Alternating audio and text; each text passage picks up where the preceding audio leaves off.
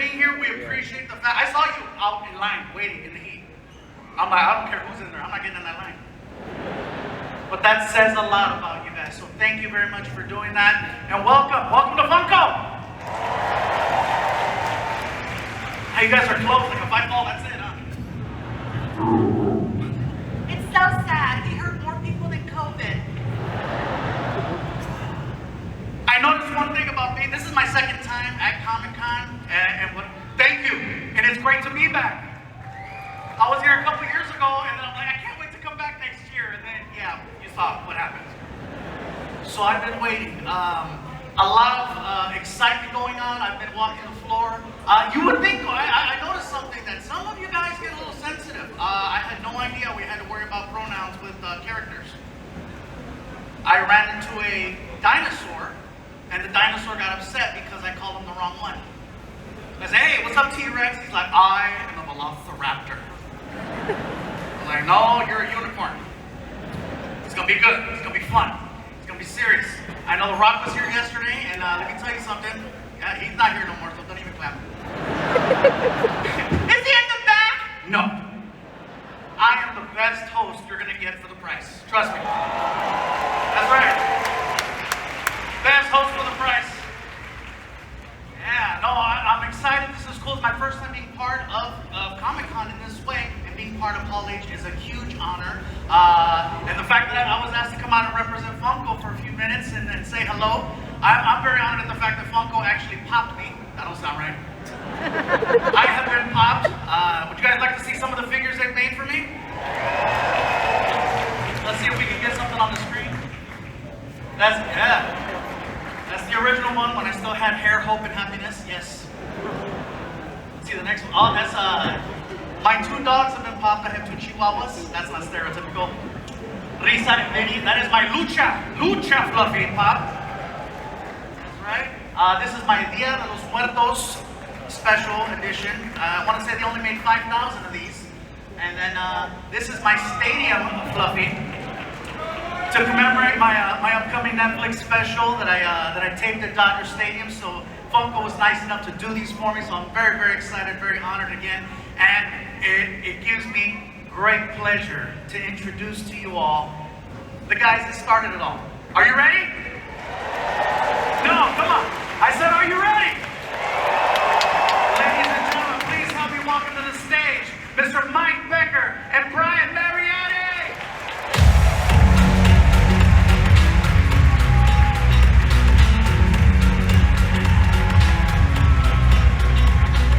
Hey everybody! How are you, Funko family? Hey, I'm Mike Becker. Brian Mariani, I was told there's going to be like 12 people here. Yeah. Slightly more than 12 people. Just a couple more. Well, thanks you guys. I'll leave the floor. Hey, wait. We got one more announcement about another Fluffy Pop coming out. Should we show it? Yeah, well. When does it come out? You guys want to see the new one? You want to see it? I said, you guys want to see the new one? Well, show it! Let's see. Black, white, Fluffy! It will be available tomorrow. Where? How can we get one of those? I love this. FluffyGuy.com if you guys want to get your hands on the new Fluffy Blacklight. I'll be in the back, you guys, if you need me. Thank you so much. We might need you. All right, how many people here went to Funko Fun Days? Well, let me tell you, you got ripped off because we saved all the energy for Hall H. I'm just kidding you. How many people here want to see the future of fun? Come on, this isn't even funny. Let's get it loud in the future of fun. That's a little better. Brian, you're the perfect person to take us through this. Show them the future of fun. Okay, Mike. Whatever dumb things I say, it really doesn't matter because if you guys know Funko, you guys know that you probably are going to have some really fun things to leave with. We're really excited about what we're going to, maybe give you guys. It's going to be pretty cool. So, okay. All right, so we're going to look at some of the new upcoming lines, sneak previews for this year. Obviously, one of the favorite shows on TV, Ted Lasso. And our great partners at Funko Games and Ted Lasso Party Game. Nothing speaks party like Ted Lasso. First ever lights and sound pop, that's pretty cool. Much new Spider-Man No Way Home. Okay, so I'm a little excited about this. I'm not supposed to say a lot, but I always say too much. So these are really cool. So they're in acrylic cases for the mini soda. They have little mini pops across all of your favorite licenses, I will tell you that. They can come out of the box, which is really cool. But they can also interlock into a collector case, and all 16 on each series interlock into the size of a pop box. So it's very, very cool. We're very excited. And I love our Funko soda. And we've got little mini soda that come in the cutest little refrigerator that you've ever seen. And again, all of our favorite licenses in both mini pop and mini soda at the 1-inch level. So very excited about that coming out very, very soon. All right. So gold is one of our new formats. I'm a huge sports fan. Michael Jordan, this is the first time we've ever announced Michael Jordan to be in the gold format. I'm not supposed to say this, but there may or may not be really accurate shoe markings on that, so you guys can read between the lines. Yeah. And you're gonna see that with a lot of our sports in there.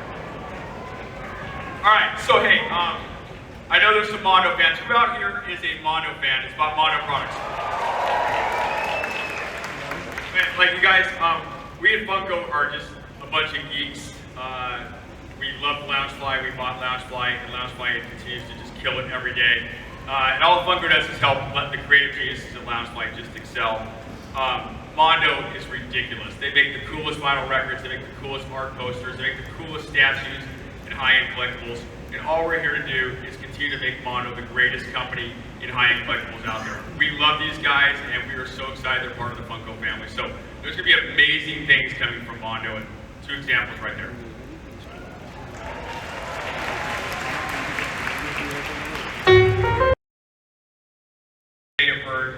Lego Star Wars, Lego Potter, Lego Marvel games, Lego Batman games. 1010 is behind this. And these guys are some of the most amazing storytellers when it comes to video game platform. This is going to be one hell of a video game. And I'm telling you right now, all of your favorite IP, you just watch what happens in this platform. It's going to be absolutely amazing. We're really excited to tell you a little bit more about that in the upcoming weeks. So, something to look forward to.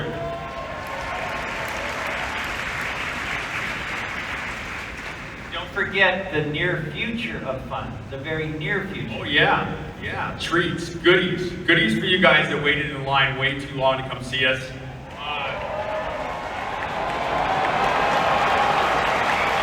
All right, so we're not sure yet. We're not sure. I don't think we should just give these out. I think they have to earn them. Well,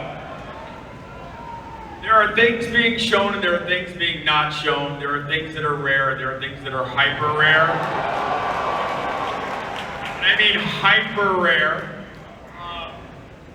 And let's just say, because I'm not supposed to say a lot, that when you guys leave, you're going to be really freaking happy. So, enjoy.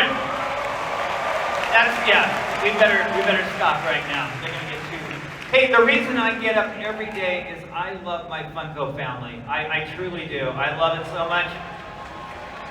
Hey, Funko fanatics, Funko family, we are home after 3 years. Let's not let this moment get lost on us. We're all here finally together at Hall H. This is our first time at Hall H. So we're so excited to share this with you. I want to talk to you a little bit about Fanatic Fun and what the future of that might look like. But first, I want to show you the past. We had a great time at Festival of Fun in Seattle where we went all out with new photo ops. We're going to keep trying to plus for you all the experiences to give back to our Funko friends. Check out the next one. We did it. Anybody go to WonderCon and have a great time? Hey, WonderCon was great. It was pretty cool. We had a great time. We had Freddy's Beach Bash. And then how about Star Wars Celebration? Anybody get a photo in that TIE Fighter? All right. And then, of course, what we just did here. Anybody go to Funkoville? All right. You want to see what the future holds? We're going to be at D23. Hey, and remember, our partners of Loungefly are going to be there at D23 with us. And wait till you see. In fact, it was so darn cool, I couldn't even show you the slide. It's top secret, but you'll want to be there. How about FunCon 2?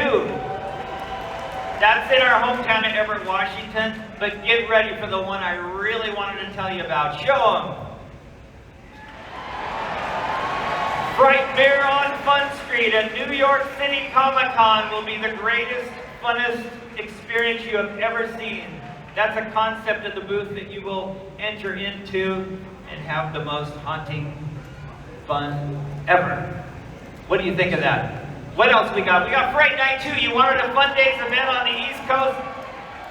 Well, now you're going to have it. This will be a Fun Days type event called Fright Night. It's going to be amazing. We have incredible celebrities lined up for that event. Anyway, what do you think about that? Hey, what do you think about Fun TV so far? Anybody? We got this thing called Pop Talk. Anybody watch Pop Talk? We got Freddy's Funhouse. We got, what else we got on?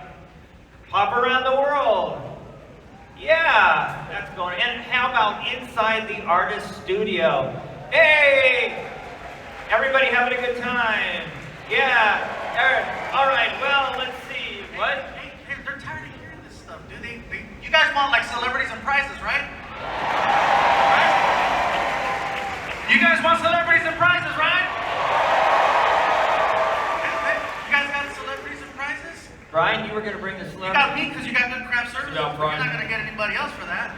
I forgot the celebrities and the prizes. Ryan, where are they? Quick! We're on the spot I here. don't want anybody to hate me, so I brought prizes. But we You have need to to have add- celebrities. This was Pop Talk. You know what? I knew something was going to happen. I knew something was going to happen because it says it right here. Something's about to happen. I want to help you guys out with a celebrity. Can I help you guys out with a celebrity? Oh, this is a good one. I know I got a piece of paper, but I really don't need one because I'm a legit fan of who I'm about to bring out right now. Many of us know him as Johnny Lawrence from the original Karate Kid movies and from the hit show Cobra Kai on Netflix. Ladies and gentlemen, put your hands together and give it up for William Zabka!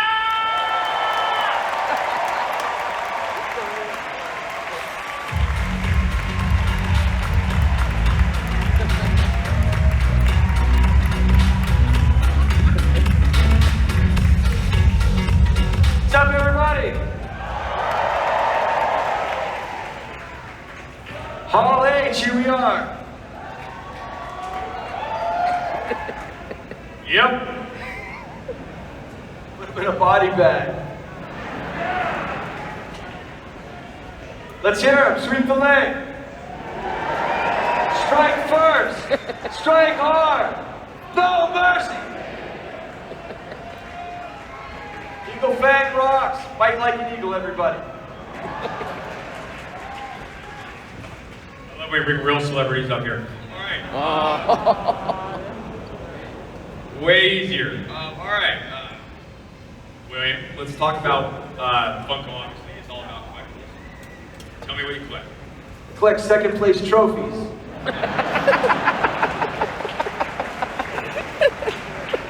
Started in 1984. It was a terrible crane to the face. I've been picking them up ever since. Also collect, I collect stamps and coins and baseball cards. But right now I'm really focusing on second place trophies and trying to get the first place trophy if we can do that. But we'll see.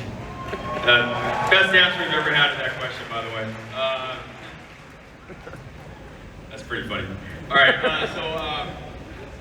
acting and production are in your blood. Tell us about your family background and how'd you get into this profession? Well, my parents met, this is a little expose on me. My folks met working on The Tonight Show. My dad was the associate director of The Tonight Show. My mom was Johnny Carson's brother's assistant. So they met there and they, had me. And then I grew up on sets my whole life. I was walking into NBC studios when I was a kid, walking on the back stages. Moved to California when I was 10. My dad worked on lots of movies, Clint Eastwood, and, Chuck Norris, and he did Midnight Run. And so I was always around sets and movies. It was very second nature to me. When I was 12 years old, my parents asked if I wanted to, do commercials. My question was, do we have enough money to be on TV? And they said, no, they pay you. And I said, wait, they pay you to do this? I said, all right. So I decided to do commercials when I was 12, and just took it as a hobby and held it loosely. My dad always said, treat it like a sport. Don't take it too seriously. If you get upset every time you don't get something, then we'll stop doing this. So he kind of taught me to hold it loosely and have fun with it. And then Karate Kid came around, and I became an actor. Then I became known as the quintessential 80s asshole. So, thank you, folks. Was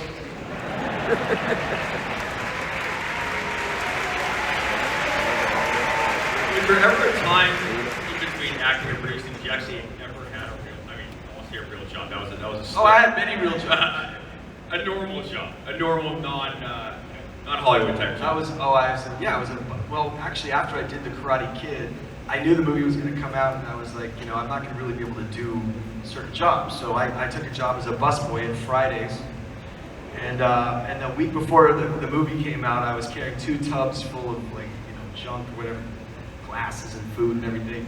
And the manager was barking at me to give him 200%. I'm like, dude, I got 2 tubs full of greasy plates right here. I quit, and I laid it down. It was a Saturday night, and I laid it right there in front of his feet. But you can't quit. I'm like, yeah, I do. And I knew in my mind that Karate Kid was coming out in a week. And that was that. So that was that, yeah. And then I came back actually, not long after that, and the guy's giving me a great table, and turns out he was an actor, and he wanted to talk. Did they enforce the pieces of flair in your busboy days? What was that? Oh, you know what? That was for the waiters. The busboys just had greasy arms, and There you go. All right. I made that one myself. Wasn't even on the card. That's a good one. Yeah, thanks. Feel pretty good about that. Okay, so Johnny Lawrence, villain in the original movies. The show comes out, the TV show comes out, and you're beloved. You're a sympathetic character. Like, how has that changed how fans treat you with Cobra Kai versus the original Karate Kid? Well, one is people, I used to have dads walk by tables and bring their kids up to meet me and say, this is the biggest asshole in the whole world. and then they would walk away. Now, people are, listen, I never saw Johnny as a villain. I know he was the bad guy in the movie, but the way I played him as Billy Zabka, being to play Johnny Lawrence, was to find a soft spot. And that was the end when he has the trophy and Kreese saying sweep the leg and he doesn't do it. So I figured he had a bad sensei, he wasn't like a bad guy, he had a good core. And Cobra Kai is kind of built on that core, on his goodness and what happened to him, who is he? So it's been great. It's been really fun to get to put humor and action and depth and humanity and do it over seasons, over 10 episodes, and how many layers. It's been amazing, and the fans of the show, great, amazing, and very thankful. And so it's changed a lot. Yeah, it's changed a lot. I would get, people were fans, and they'd say, they'd be nice as well, but to play a role that's resonating with fans, and they're finding themselves in Johnny Lawrence's Coors Banquet, and his rock and roll, it's cool. Very cool. Thank you, guys. So, you were nominated for an Academy Award for basically co-writing and producing a short film. That's right. So how'd you get involved with that? Well, first of all, I was nominated for writing and producing a short film, and we lost. So I got the second place trophy there. But my speech, what I wanted to say, and I really was going to say this, is to walk up and say, I'm really honored to get the Academy Award for producing and writing, but what I really want to be is an actor. That's what I was going to say. Didn't get to say. I was a filmmaker. I had a film camera in my hand from the time I was 10 years old. My dad had an 8mm film camera, and I was like the youngest kid in the 8mm film clubs, constantly making movies. I did like Star Wars spoofs, and I'd take a little needle and scratch the film where we were shooting out of a lightsaber. And we did a lot of fun stuff. One day I'll put those all together and put them out, because I was like 10, 11 years old, and they were really creative and cool. What was the question? I'm just curious, because like usually there's like 4 or 5 nominees. How do you know you got, how do you know you got the second place trophy? So, how do I know I got second place? That's really true. Thank you for putting me in my place there. Well, our film, it's true, just to be nominated. So I went to film school. After high school, I didn't go to acting school to become an actor. I went to film school to become a filmmaker. That was my first love. And while I was at Cal State Northridge studying film, I had the audition for, Northridge! Son. While I was there studying, I got cast in The Karate Kid, and then I had to pull out of school. We actually filmed the final tournament scene in the school and the campus, so I got to go back and do that. But I was always a filmmaker at heart. There was a time in my career where I just felt like I didn't want to do somebody else's lines and be in somebody else's play, and wanted to get behind the camera and do what I love first. So went to Europe, came up with the idea for a movie with my partner, and we spent 2.5 years making this short film that's called Most. It's a really powerful short, and finished it, toured all the festivals, and then we're nominated for an Academy Award, which is incredible because short films don't get seen mostly, so you have to have something like that on it to give it a stamp for people to know about it. So at the time it was very cool. And I love that just as much. In fact, sometimes I think I love that more. It's to take myself out of the picture. I was going to be in the short. That's partly why I did it. And then while we were making the film, I thought, you know, I don't need to be on this campus. So artistically, that was like a really great moment in time in my life. It ended up taking 2-3 years to make it, and then walking the awards. It turned down a lot of movies along the way and acting parts, and poured all my money into it, all my family's money into it. So it was a passion project. There's that. So check it out, folks. So, I mean, I probably know the answer because of your parents' background, but I mean, they're the influence, right? They're the influence that got you into this, got you excited about this career. Yeah, by default, like it wasn't on purpose, but like when I was a kid, when I was like 5, I went to visit the Sesame Street set, you know, where Snuffleupagus was hanging from the ceiling, and I saw Big Bird like this in the little camera, and I was just fascinated with all that. My dad worked on The Love Boat and all these different shows, so I was always around it. So by osmosis, I kind of, it was just something that I thought was fun and wanted to do. So yeah, definitely my parents. I'll tell you, my first thing ever on TV was an extra on The Love Boat. My dad got me to swim in the swimming pool. Jacqueline Smith walks by, and I'm on a raft in the pool. And I remember watching the episode, and I'm literally on the raft, staring into the camera like this.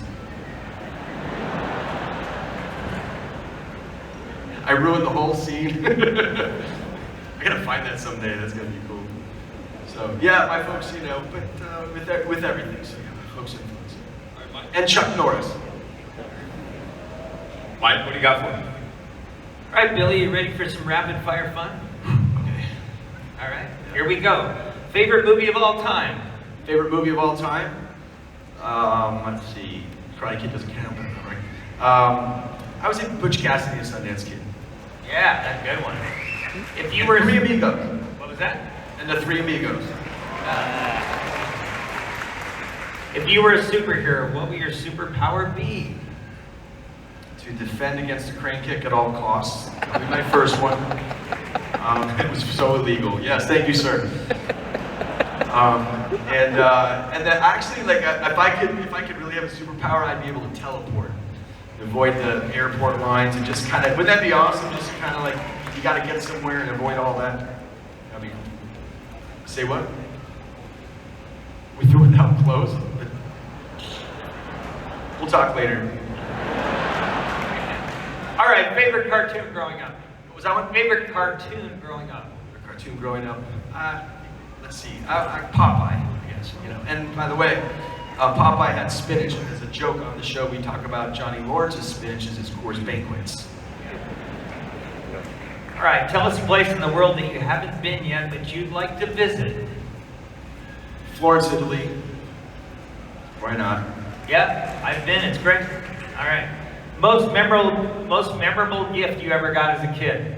Most memorable gift was my bike. I guess everybody's first bike, right? You know, that was a cool bike with handlebars up like that and a banana seat. That when I moved from New York to California, I showed up with that bike, and everybody else had the Mongoose cool things with the knobby tires, and I got laughed off that bike within about a day. So I had to upgrade it, and I got the knobby tires on that, the Mongoose thing, but the frame was so weak, and I went and did a jump down this thing and bent the whole frame like that, like the week 1 in California. So that was my favorite gift. First car growing up. Well, let's see, my first car growing up was a Lamborghini. No, that was not true. It was a beautiful cherry red stick shift 1970 station wagon Volvo with a killer cassette player in it, and then a CJ7 Jeep, which I still have. But I believe the front seat was like a bench seat, right? In the Volvo? Yeah. Oh yeah, it was a bench. Did you Okay, have one so too? There were some good things about it. Yeah, that's a good thing. And the back of it, it's funny, I don't even think they make them anymore, but the back had a seat like this that faced oncoming traffic, right? And there was no seat belts in those days, and there's just a little sheet of glass like that. And I just remember sitting there with my sister and brother in the back seat like this on these trips on the freeway, cars coming like right up. And you could just see the driver, like, it's gotta be an outlaw today. All right, a couple more. Who was your childhood hero? Childhood hero, it's my dad, hands down. Hands down. My dad was in World War II, he was in the Korean War. He has 8 brothers, and one of 12. And he managed to serve his country and follow his passion. He's a songwriter, he's a director, but mostly, honestly, he's a family man, and that's he kept it always that way. And he always said, never forget who your friends are. And he also taught me this, he said, find something you love to do and you'll never work a day in your life. And that's kind of what I'm doing, and I'm very blessed to do that. Okay, that was a good one. Let's just finish up with this. If you could choose one word to define you, what word would that be? One word to define me. Thank you. Let's hear some. I don't know. I mean, sensei. That would be a good one. You know, I would say optimist. You know, I think I see the good things. That's just like a default setting I have. I find the good things. So I'm an optimist. And what was the other one? Sensei? Yeah.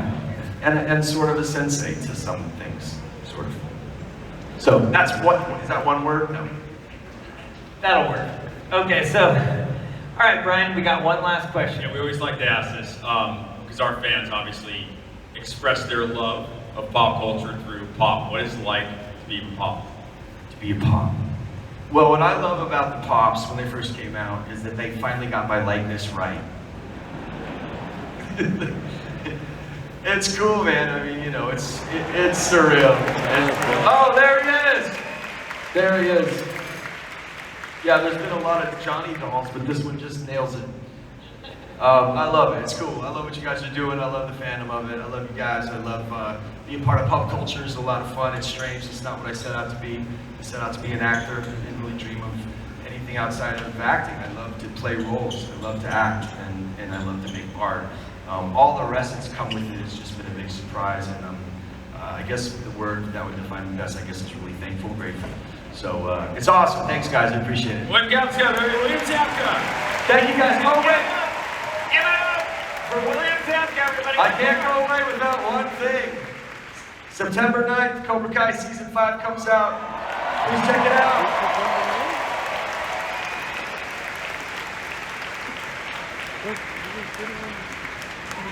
No mercy, All right, everybody. what are we going to do?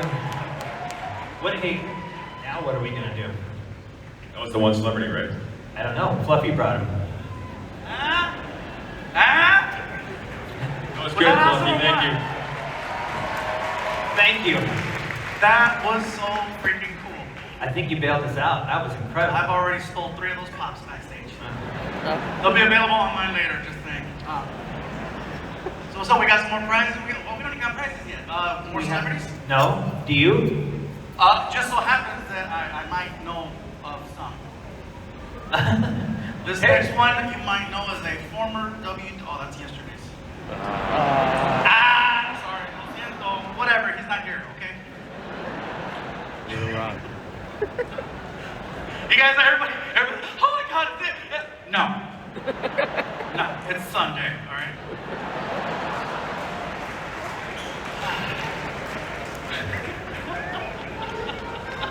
Hey, you guys are testy, all right, here we go. So I do have more celebrities, but I would like to bring someone out really quick to help me introduce our next Pop Talk. This next person who I'm about to bring out is a really, really good friend of mine. He's reading from a card. Ladies and gentlemen, one of the biggest TikTok talents in the world and platinum-selling global superstar, give it up for Bella Porch!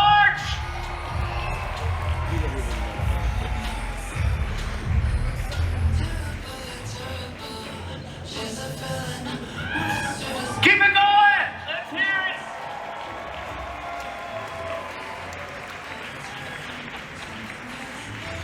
Hello. How's everybody doing? Welcome. So, what's going on? What's going on A lot in of your world? things are going on in my world. I just released my new music video last week. If you guys haven't seen it, it's called Dolls. And I'm also releasing my new EP next month, so watch out for that. And I also have a pop. Yeah. Can we see it? You guys want to see it?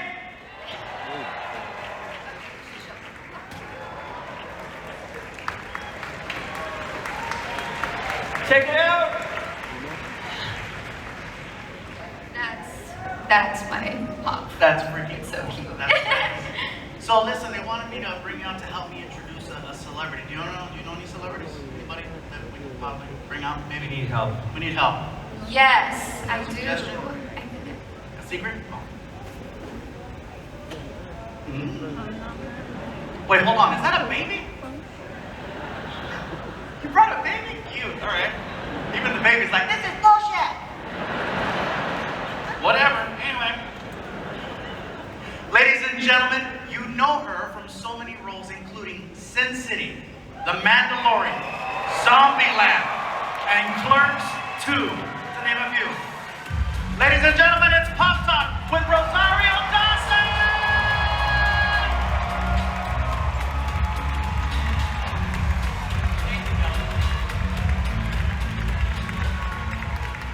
Hi. Thank you. Hey, your little Funko is so cute. It's got a little attitude too. Power pose. I like it. Hi, everyone. Hi. Thank you. Are you ready for Pop Talk? I'm not as ready as they are. I mean, I'm super excited. I got to meet Billy backstage. I'm obsessed. I've been watching Cobra Kai since it was just being put online. The show I didn't know I needed. I love that show. So, Yes. I'm gone. A lot of people running around just collecting everything that they love. Yeah. They're represented. What do you love in pop culture? And do you collect anything in pop culture? Receipts.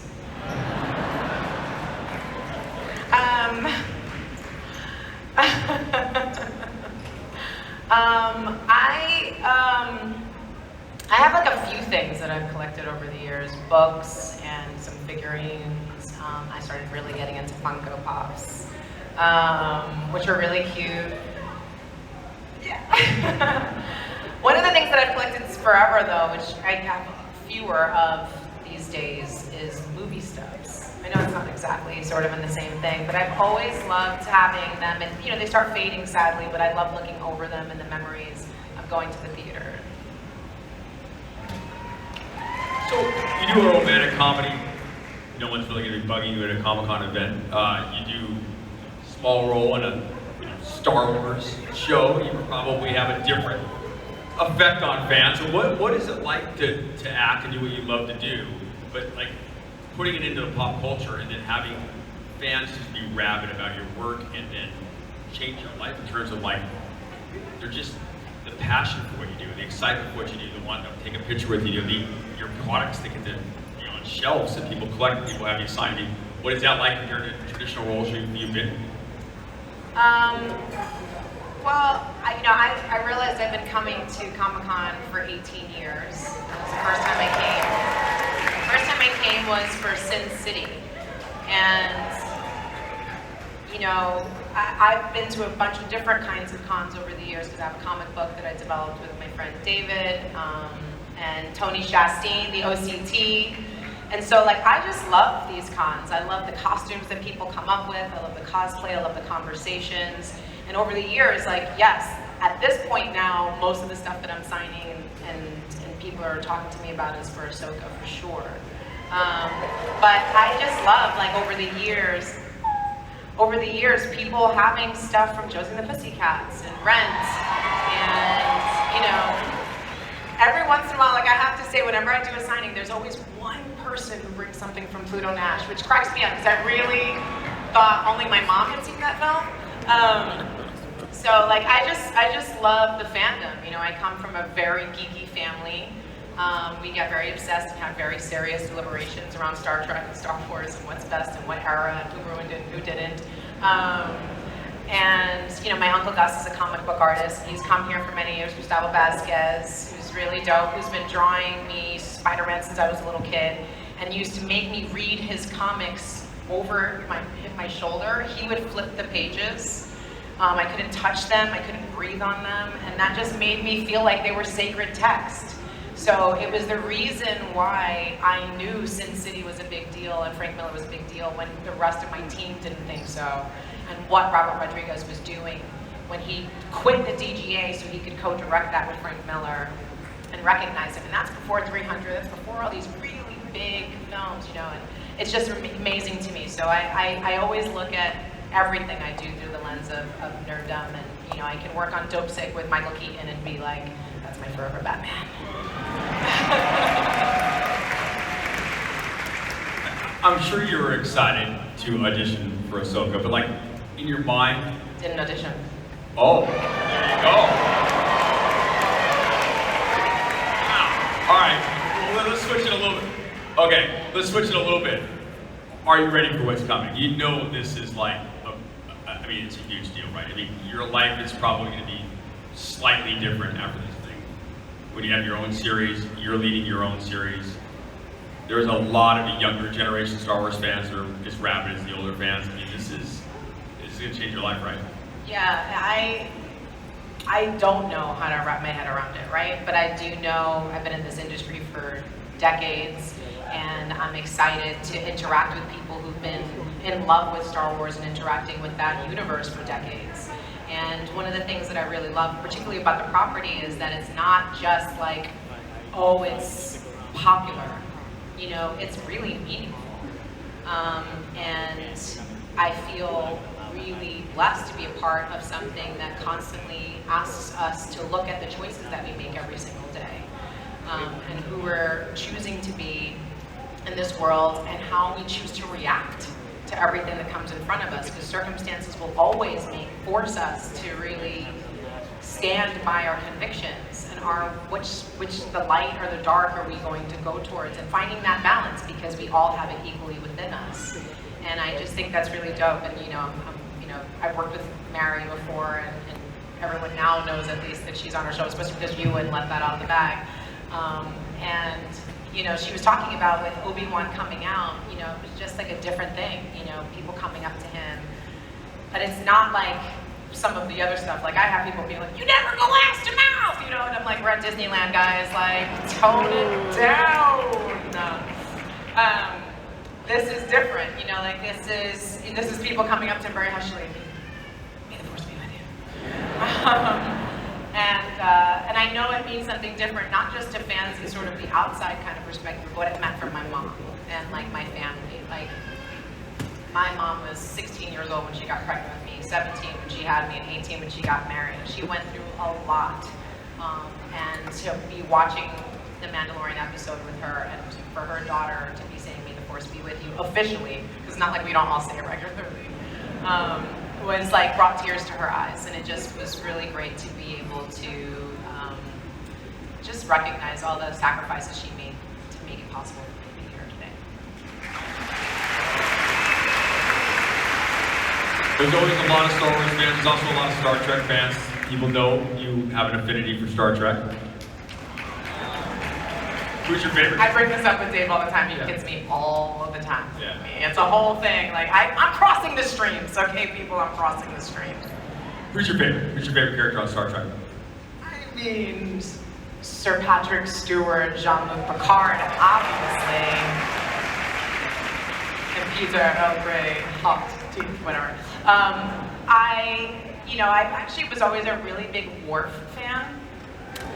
I love Klingon. I think that it's amazing that like the Bible's been translated to Klingon and people listen to Klingon operas like for real, which I think is just amazing. You can learn Klingon on Duolingo. Did you know that? Duolingo's here, by the way. I saw the little bird. I was wanting to see him at some point. But I think it's so interesting because in Star Wars, my Ahsoka, which a lot of people don't know, I wear a forehead piece. And they literally put a prosthetic over my forehead so that there's no creases in the lines. So it's kind of hard because it does, minimize some of the expressions I can make, but she doesn't have eyebrows, so we gotta cover that.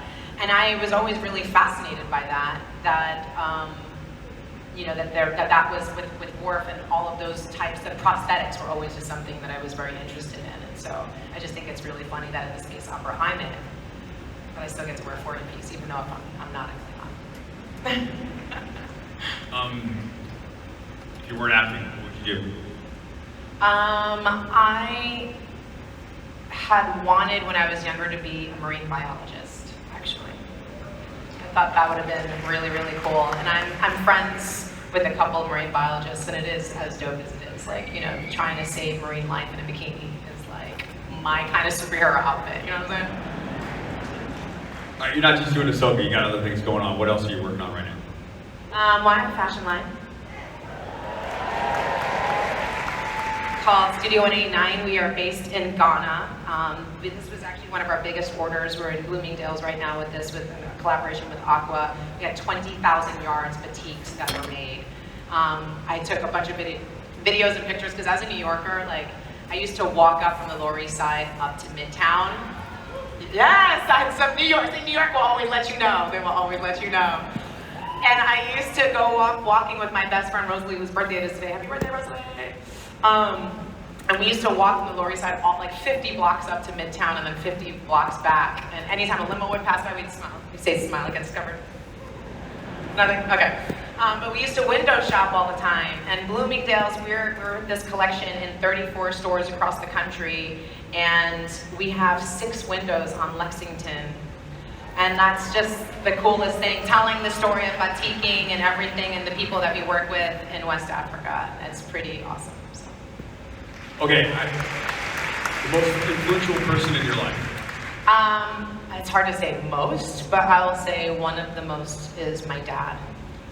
He stepped in when my biological father stepped out, and he was the first person to meet me like 2 weeks old before anyone else besides just family. And he married my mom when I was 1. They're divorced now, but he's the reason why I'm a Dawson, and I have my brother, who technically is my half-brother, but don't count. And he's also a big reason as to why I have my daughter, because I just thought it was really remarkable that someone could choose to step in and father someone that wasn't theirs at such a young age. I think it was like 21.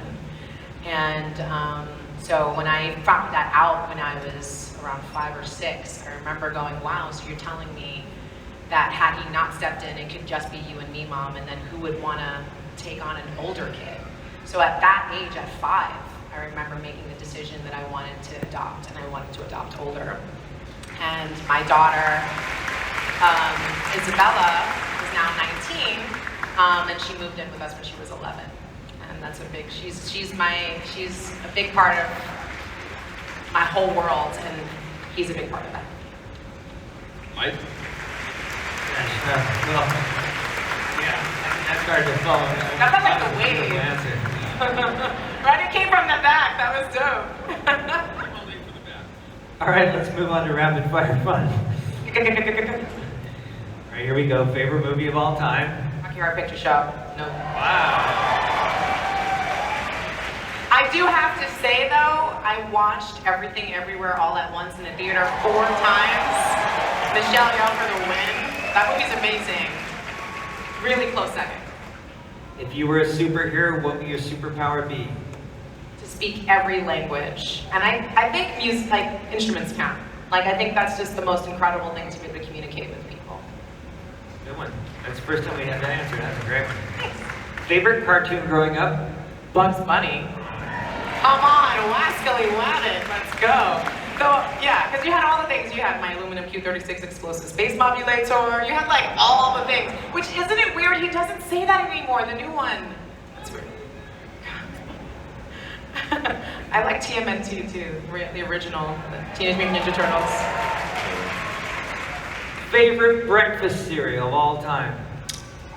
You know, I gotta go with Cap'n Crunch. You know what I'm saying? It is so not good for you. That's so much sugar. But I love me a cereal that just like goes the distance. People know it's going to hurt them. Like your roof is going to be destroyed of your mouth, and you're excited about it. You're like, yes, more milk, please. Yeah.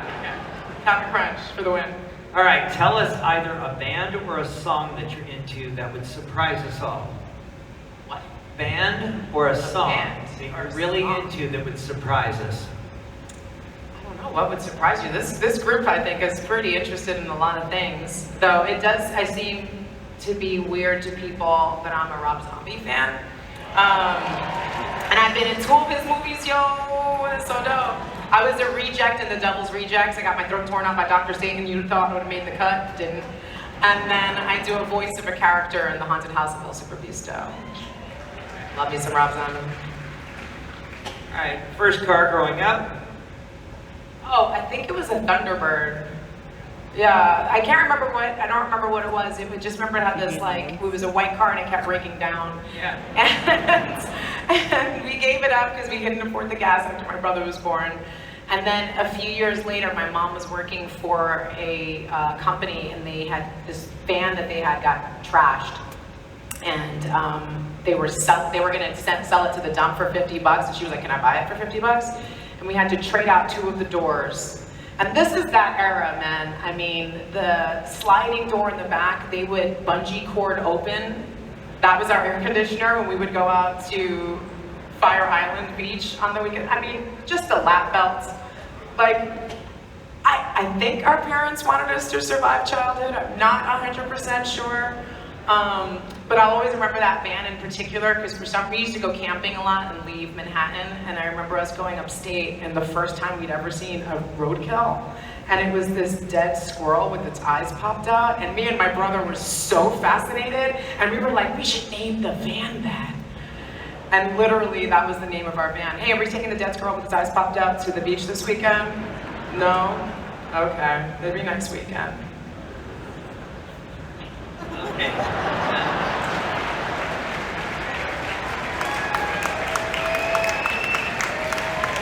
All right, last one. Most memorable gift you ever got as a kid? Oh, I would have to say my grandmother did the thing of like staying up for the Cabbage Patch Kid like over Christmas. I think she bought someone in the store. And the reason why I think I hear about this, because my mom was so mad at me, because immediately as soon as I got it, I was so stoked, and then I painted its fingernails. And my mom was like, yeah! Do you know what grandma had to go through for that? Though I have to say a really close second, and I wasn't a kid when I got this, I think it was in my late teens or 20s, but remember when Tickle Me Elmo came out? I wanted that so bad, and it was expensive, and so my mom couldn't get it, but she got one from the junkie down the street, minus the battery pack that actually made it vibrate, so it was just, I called it the Smuggle Me Elmo, because it was like, it just had this pocket in there that you could put things in. These are the best answers we've ever had in the history of Rapid Fire Fun. I have to say, Bailey's answer for collectibles, and he said second place trophies was such a win. I was sitting back there going, the only thing I can say is receipts. Like, I don't know. I just can't get over the idea that the odds of somebody in this audience getting you a squirrel that's been run over, this eyes popped out, taxidermy, sent to your house is, 3 to 1? 4 to 1? Ooh. Yeah, so just, I mean. Yo, someone cosplayed as that? Could you imagine? Brian, I think we Just got tag one me in the last photo, question. We have the last question. What does it feel like to have your own little figure, your own pop? I'm obsessed. I love it. There are so many Ahsokas that, you know, are not in my version of her, and I have all of them, and they're amazing. And I really hope Ashley will sign them for me. But I have to say, one of the cool things, which I didn't realize, is that the Star Wars ones are bobbleheads. And I always wanted a bobblehead, so yay. Rosario Dawson, everybody. Thank you.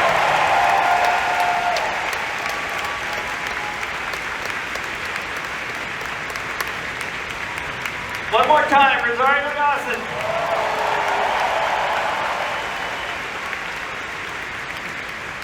Now what do we do? What do we got next? Actually, like 3 celebrities. Oh my God. Oh my God. Oh my God. Oh my God. Here he comes. I can't wait to see that man. That was the best reaction from both of you. We're watching back there. Both of you were just like, holy shit. I got nothing for that. That's awesome. Like, hey, what up? 2 for 2, huh? 2 for 2 on the celebrities? 2 for 2. Still no prizes, huh? I got the prizes. It's the celebrity thing we're. Oh, so, okay, we got the prizes. Prizes. It's the celebrity thing that we still need help. You got He said, one bring more. up a rock. Good luck. Let me tell you something, jabroni. Whatever. I'm not a rock impersonator.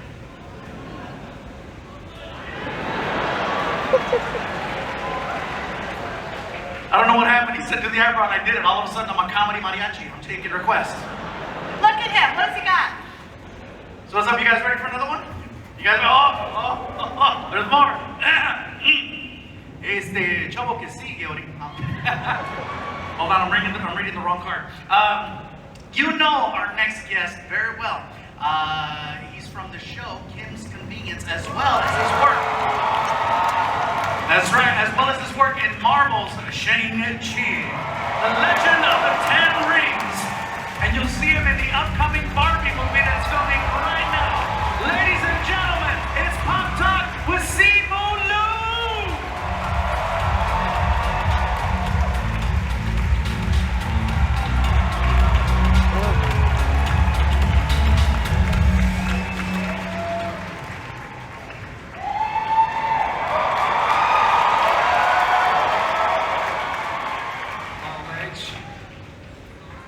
Is this on? Can you guys hear me? Hall H, I have returned. And let me just say, you guys are even better than I remember. This is such an incredible feeling. I am home right now, so thank you guys for bringing me over. A lot of fond memories at Hall H. From Shang-Chi to Barbie. It's usually that's It's a little- it's the character arc usually. Yeah, I'm all about range. I'm all about keeping the audience guessing and making unpredictable choices. So I went from being an action figure to an action figure. Yeah. Really Good. different. It's good. We always ask it, what do you collect? Yeah, look, growing up, I think I was like most kids my age. I collected a lot of trading cards. I was a big Pokemon fan. Big Magic the Gathering. Anybody from Magic the Gathering? That's still kicking, right? That's incredible. The very first booster pack I ever picked up, I remember it was like $3.99 at like a local comic book shop, and the very first Pokemon booster pack I ever opened up was a first edition Blastoise holographic. And of course I had no idea how much it was worth at the time, so I promptly traded that away like 2 weeks later for I don't even remember what, but that card was worth so much money today, and it happened, yeah. So I read you were an accountant before you, so most of us have never had access to an accountant. Why would you cheer for that? An accountant? Oh, love I was just wondering, since we have you here and you probably know what you're talking about, is there any way we can deduct any of the things we buy? They're like pop culture related. Is there any kind of, advice you'd love to give us that won't get us in trouble by the IRS by just deducting certain elements of our collecting hobbies? Right. Well, okay. Let me just start. Okay. If you have your own LLC or your own sole proprietorship, that's very helpful, and you can basically make that company anything you want, and then deduct.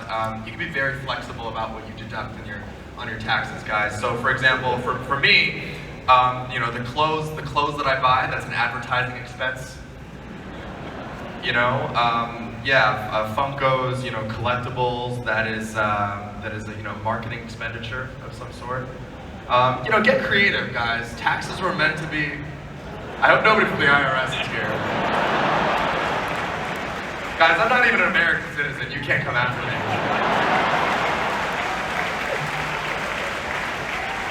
What is it called? Diplomatic immunity. I'm all good. A lot of people get big tax returns next year. It's gonna be awesome. Steve really helped us with our taxes. Yeah. All right. So I know you do your own stunts. Like so, obviously you work out. Do you guys want to see a stunt? Yeah. Let me just see the. Let me just try this floor out real quick. All right. This is either gonna go really well or really terribly, but let's figure it out. You need a spotter?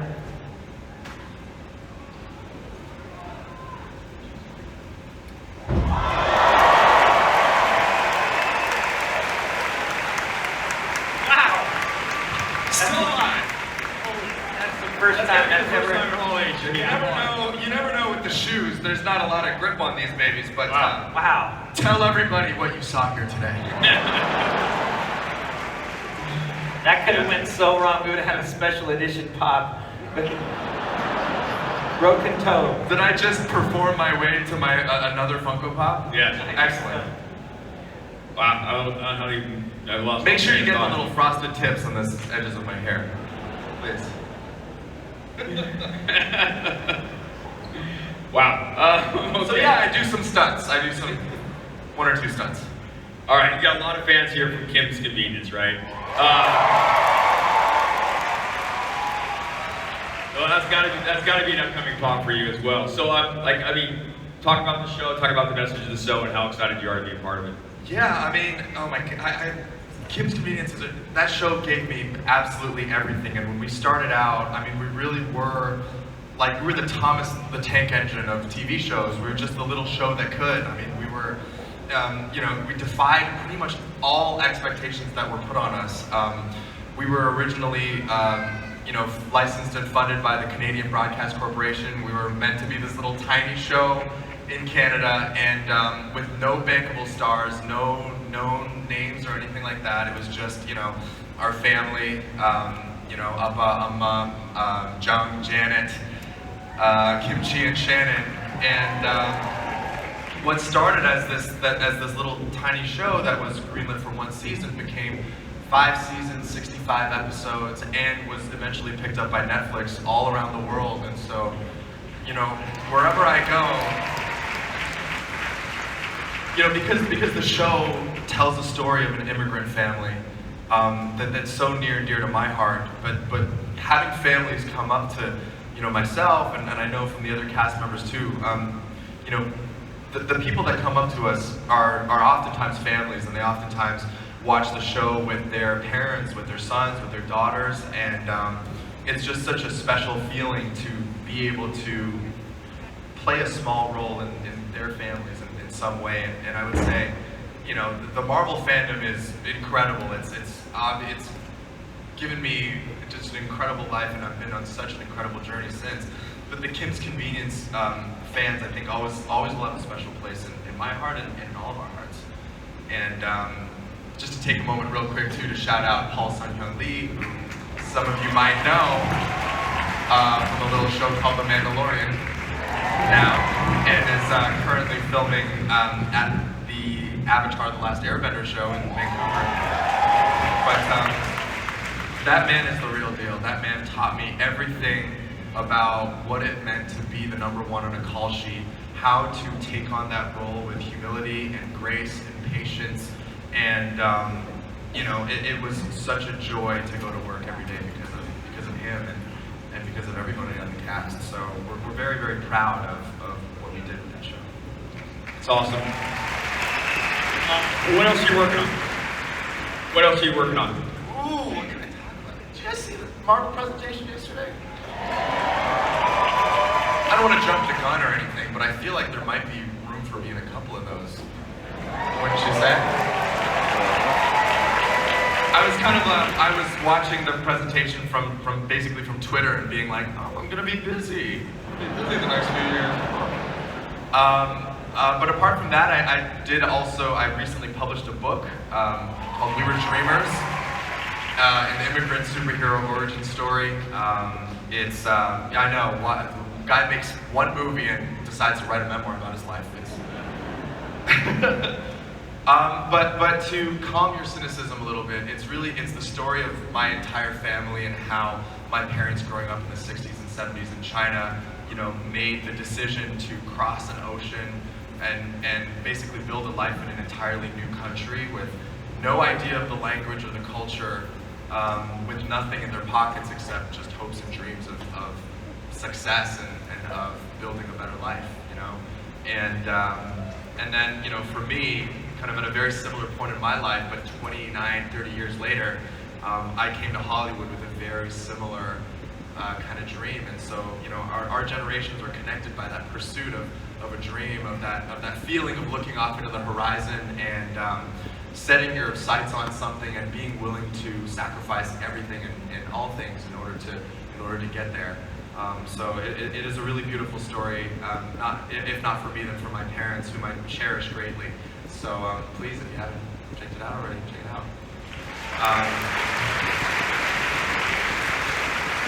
And then the last thing I'll say, I'm sorry, I'm taking up a lot of time with this question, and I'm probably not supposed to say anything because we're super jumping the gun on it. But there's a video game out there that features, shall we say, an Asian American protagonist that takes place in Hong Kong. That I might be working. I don't know. I'm not going to say the names. I don't want to jump the gun on it, but it's something that I'm really excited to be diving in on.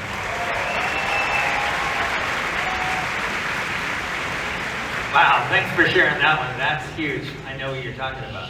Okay. Are you ready for rapid fire fun? You ready for the rapid fire fun question? I mean, I was backstage listening to Rosario's, and I'm just gonna say ahead of time, my answers are not gonna be that good. I was backstage being like, I don't know how I'm gonna follow that. Her life is just so much more interesting than mine, you guys. But I'm gonna try. I'll do my best. I'll change them up a little bit. I appreciate it. Favorite ride at Disney? Favorite ride at Disney? The Incredicoaster. Favorite movie of all time? Jurassic Park or Star Wars. When I first arrived in Canada, I was 4 and a half. I didn't speak a single word of English, and so it was really just about the visuals, right? And getting just kind of swept up into these worlds of Star Wars and of dinosaurs that walk the earth. It was just that was incredible. And those movies helped me learn English. I'll never forget that. Have you been to Universal and seen the new Jurassic update? Oh absolutely. I've been a very avid Jurassic Park fan, somewhat Jurassic World fan as well. No, they're great as well. But nothing quite encapsulates the magic of Spielberg's original. Let's just say that. Right? Perfect. If you were a superhero, what would your superpower be?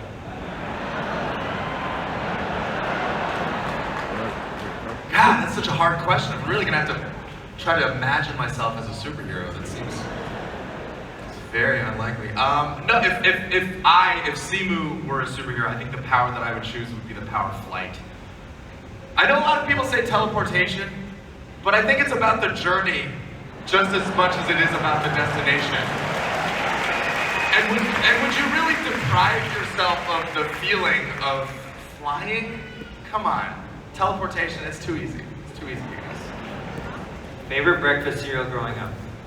I want to borrow from Rosario. Definitely one of the deathly unhealthy ones. Do you guys have French Toast Crunch in the US? Yeah, I love French Toast Crunch. Oh my god. So sweet. First car growing up? First car I had growing up was was my parents' 1994 Nissan Maxima.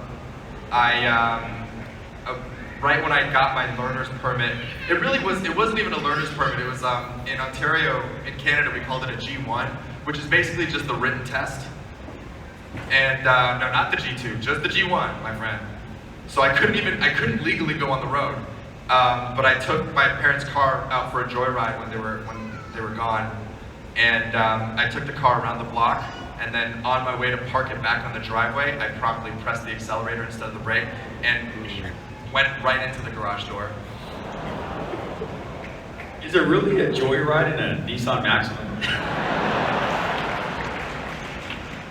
It was a joyride for me. And I'm pretty sure I went like as fast as like 20 kilometers an hour. That's it's like 14 miles, 12, 13 miles an hour. Max, yeah. Yeah, I was a badass as a kid, you know. Favorite band of all time? That's good. When I was in 6th grade, the girl that I had a crush on, Jackie D, loved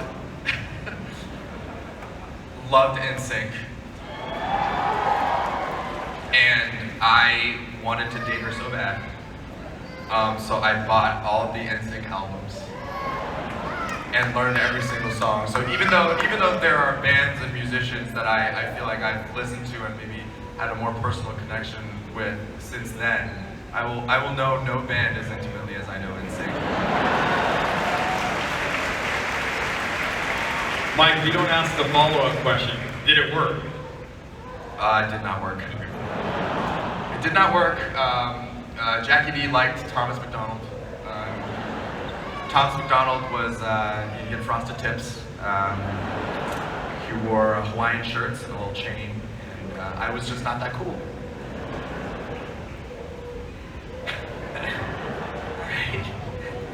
Hey, who was your favorite? Who would you say is your childhood hero or inspiration? That's a great question. I would say the few times that I saw Asian characters on screen, because you have to realize, like for myself, growing up, for people who look like me, turning on the TV in the U.S. and in Canada and Western countries, it wasn't always, you didn't always feel represented. The movies that we watched, like I still enjoyed Star Wars, I loved Jurassic Park, but I never, in a way, I always never felt like I could participate in those worlds because I just didn't feel represented. And so when I saw, for example, Trini, the very first yellow Power Ranger, that was such an exciting moment. When I saw, the first Jackie Chan and Jet Li movies, that was always such an incredible feeling. And I gotta say, those feelings did not come nearly often enough, but I always remembered when I saw a face that looked like mine on screen. Great answer. Thank you for sharing that. Okay, last one here. If you could choose one word to define yourself, what word would that be? One word to define myself? That's it, one.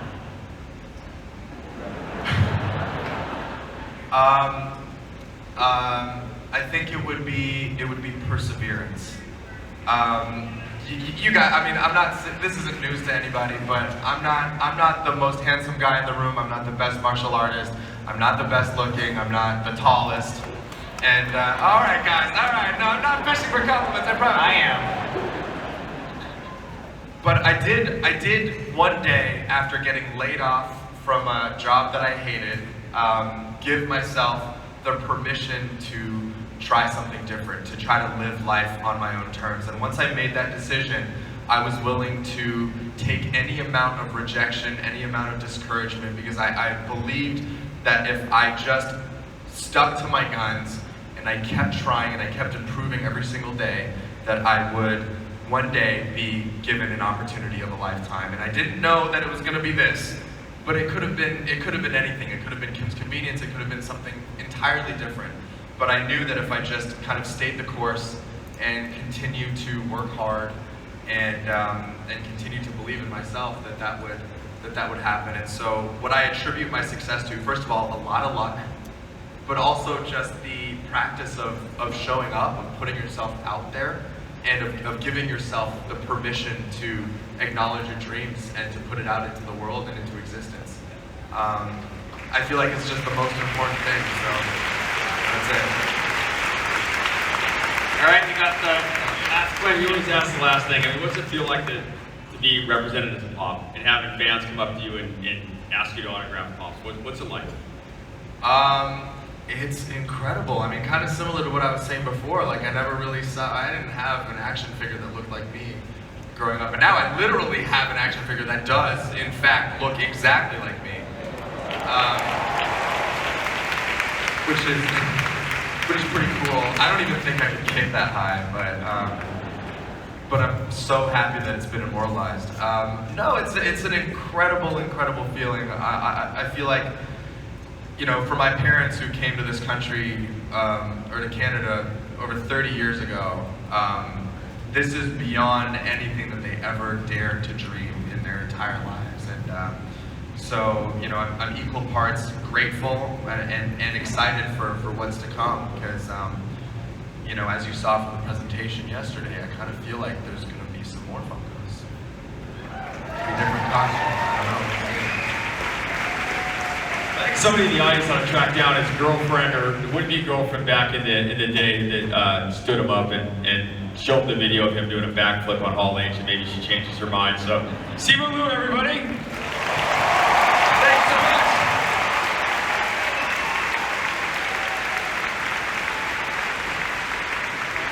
One more time.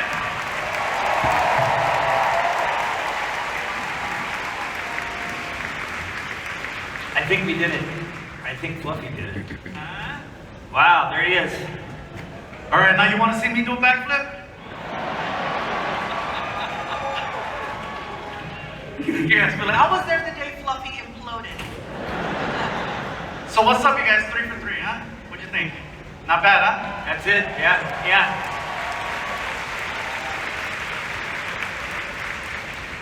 He said, but there's 4. Are you counting me? Thank you. Thank you. Yeah, if you guys want to see my pop talk, it's online. Just you can check it out. Check it out. I don't have a van or squirrel story, but I got some stuff.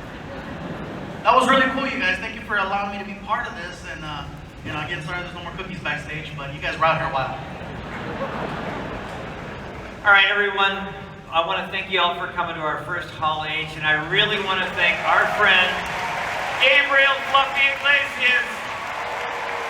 Thank you so much, Fluffy, for being our #1 Funko family member. See, I say it every time.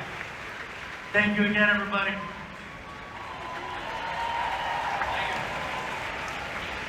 So, what do you think? Is that it? I don't know. You tell me. Is it? Brian, is that it?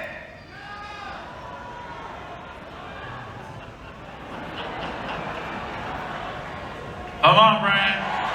Come on, Brian. Everybody waited in line, Brian. They waited in the heat. You guys, as you guys exit the whatever auditorium, you guys are gonna get a ticket. You're gonna go get a amazing prize box, and there is some really badass stuff in there. So Exclusives. Thank you very, very much. Exclusives. Guys, thank you. Take your time, everybody sit down, because they're going to do it in like some kind of order, I hear. So they'll tell you all about it, but then again, thank you so much, everyone. It's been awesome. Have a good night, everybody. Thank you again, Fluffy, thank you. If you guys see me in line at one of the restaurants, please let me cut. Thank you.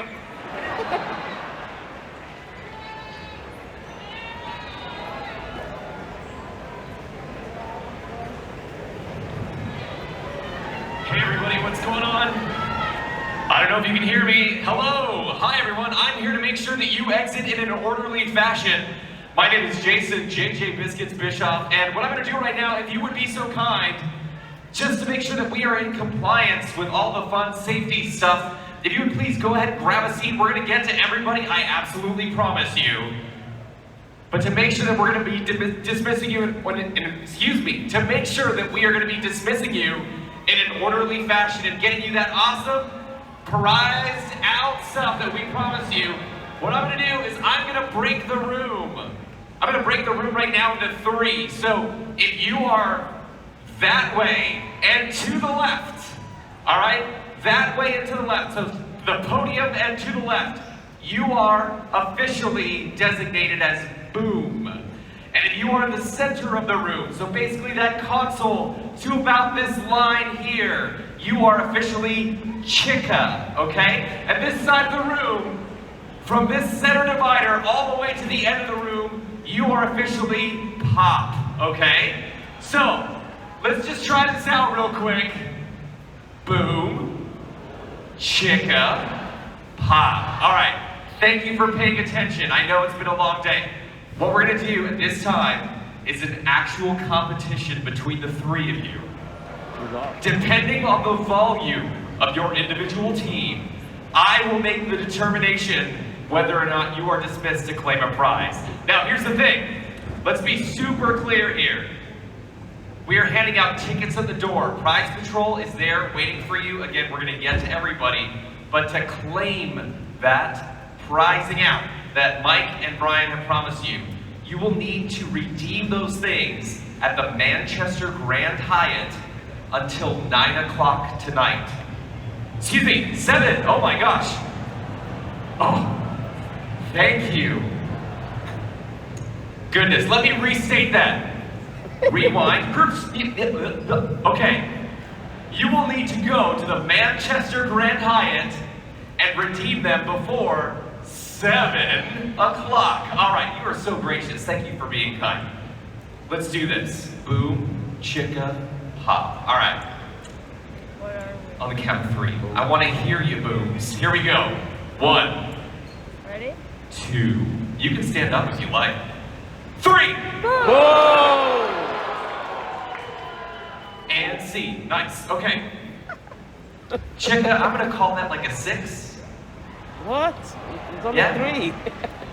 Let's see if Chica's got a 7 in him. Here we go. 1, 2, 3. Legit.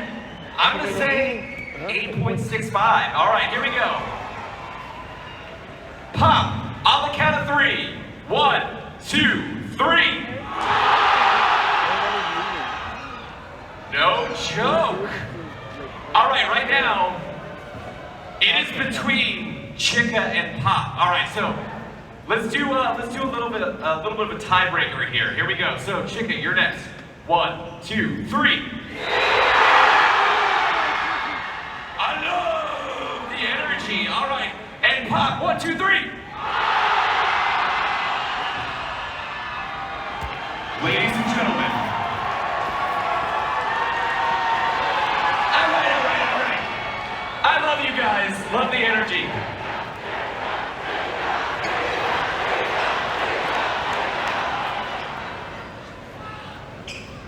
The first team to be dismissed today will be officially Chica! Chica, congratulations. We'll see you next time. Happy Comic-Con. But do not be dismayed. Boom and Pop. We're gonna still take care of you. Just hang out for a second or two. Give us a minute to process these incredible folks. Of my Booms and Pops, anybody here from Fun Days? Were you at Fun Days? So I will tell you in advance, I was part of the Prize Patrol this year. What a flippin' workout, dude. We did easily, according to my pedometer here, 18,000 steps over the course of those 3 hours. We really tried to do our best for you. We're getting there, I promise, folks, I promise. Love to play an interim game, so we're waiting here. So, again, do not be discouraged here. But I want to see if anybody in the room has been to Comic-Con or has gone to as many Comic-Cons as I have in the past. Believe it or not, I'm not going to reveal. I'm not going to reveal yet. So, hands up. Go ahead and stick your hands up if you will. It's okay. It's okay to participate. I'm going to ask you to lower your hands in just a second. Hands up, hands up. All right. If you have been to Comic-Con less than 2 years, lower your hand. Okay? If you've been to 5 Comic-Cons, impressive, but go ahead and lower your hand. 12. 12 Comic Cons. Go ahead, lower your hand. 15. Okay, I've seen about 100 people still in the room. 20. No joke. All right, we're gonna move to single digits now. Single digits. 21. 22. Notice my arm is still raised. 23. 24. Still see about 20 hands. 25. 26. Holy cow! 27. 28. This gentleman is so confident here. It's kind of freaking me out. 29.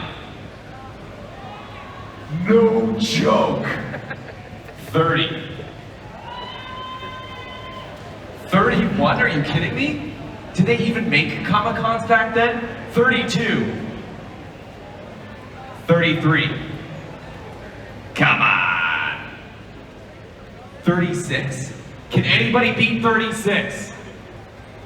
Sir, what is your name? Raphael from San Diego. Give it up to Raphael! Yes, sir. It is a great pleasure, honestly, to meet you, Raphael. 25 years for me is kind of a big deal, right? Getting to come back after three years of quiet. It's a lovely thing to even just simply be on this stage, nonetheless, and kind of marking a milestone of 25 years, so it's a big deal to me. But congratulations, that's huge, that's huge. All right, I think we're ready to kind of square off again. So Boom and Chica, again, I'm looking at you. Here we go. Oh, excuse me, pop. How dare I say Chica? That's a dirty word around these parts. All right, here we go. Boom and pop. Boom, on the count of 3. 1, 2, 3. The Hyatt before 7. Thank you, folks. Hyatt before 7. Thank you. Hyatt before 7. Again, thank you. Do not scan. I need to scan your badge. Exit this way. Do you want to scan? Over there. Can we go to the other side, or is it closed already? What? Comic-Con. No, let's go. Let's go upstairs.